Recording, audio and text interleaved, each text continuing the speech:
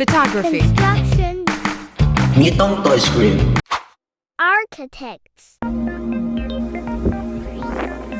Dream. Reality. And we are back sa ating toy unboxing number 2 video. And ang i-unboxing natin ngayon sa LC Studio Monkey D. Loopy Gear 4 Pop Scale. So tinatanggal na natin siya sa kanyang unang box. And ito na yung kanyang pangalawang box. So sa kanyang main box, kulay white siya. Malinis tignan. And so natanggal na natin siya sa kanyang main box. And ito na yung kanyang parts. So sa parts niya, konti lang yung mga maliliit. So medyo madadalian tayong mag-assemble nito. And i-assemble na natin.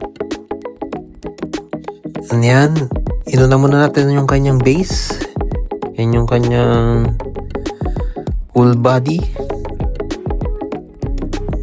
So, tinanggal muna natin yung maliliit na parts para i-ayos natin, para makita natin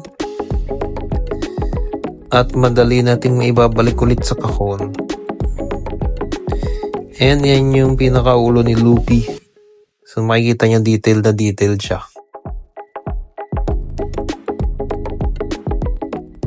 So, nailatag na natin yung maliliit na parts para matatandaan natin kung saan yung location niya. And ikakabit na natin yung pinaka head ni Loopy. So yan. And nakalimutan natin ilagay yung kanyang hat. So yun, nilagay na lang din natin. So kung makikita nyo, meron siyang mga support para hindi siya mababasag sa loob ng box.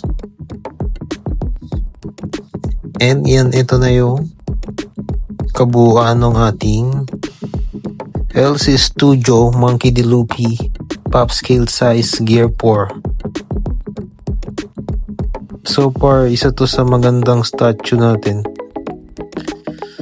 Kaya baka for collection only lang ito.